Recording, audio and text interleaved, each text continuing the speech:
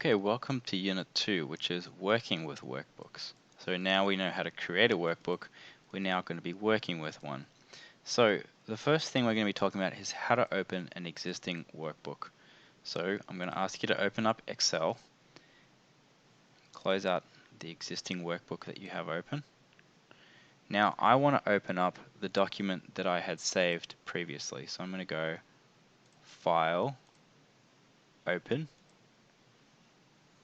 and then browse for that folder. Sometimes your most recent documents are over here, so that's a short way of opening it. But if you haven't opened it recently, it's going to be in this section over here, browse, and then you've got your file explorer, and you're going to just be able to explore it in the usual way and find where that file is located. Now I'm going to open up this workbook here. Let's pretend this is the workbook that I was working out of and I'm trying to open. And now it's popping up on my screen. Okay, so now the Excel file is open on my screen. The next thing we were going to talk about is understanding the workbook navigation. Now unfortunately I went into great detail in chapter 1 about how to actually navigate the workbook. So that's leaving me not a lot to talk about in this chapter. So what we're going to go through is just these keyboard shortcuts. Because we talked about how to move through the workbook, using a mouse and understanding what each of these things do, I thought I might show you just a little bit extra detail, which is moving around with your keyboard. Now, the first thing that I want to show you is moving between tabs.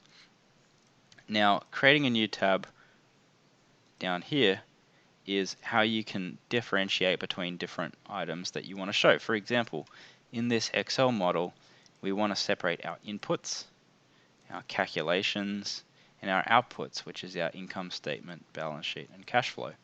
If you're scared by all the numbers on this page, don't be. This is a very sophisticated model over here, but it does give you a good idea about what a best practice Excel template should look like. So things are color coded so people know what they are. So these are input cells. Everything is differentiated. So we've got our input tabs over here and outputs, etc., and our checks and timing over here. Okay, so now that you know what the tabs are and how to create a new one and move between them just by clicking on it, what I want to talk about is how to actually move them with your keyboard. It's a little bit faster than clicking through them, and the ultimate end goal is to be able to be an Excel expert who can move around with the keyboard instead of using the mouse, which is inefficient.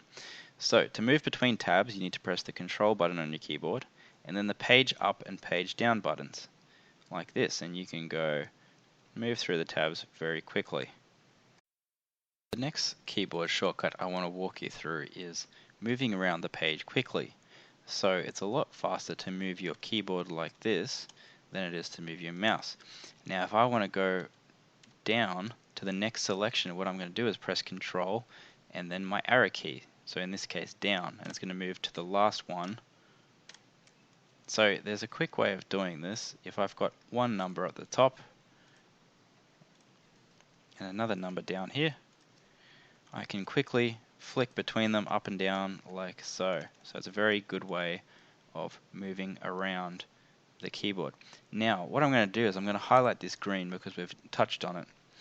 Now this leads me on to the next point, which is F4, because if you press F4 it'll repeat the last edit. Notice how I didn't need to then select this green again because that was the last thing I did.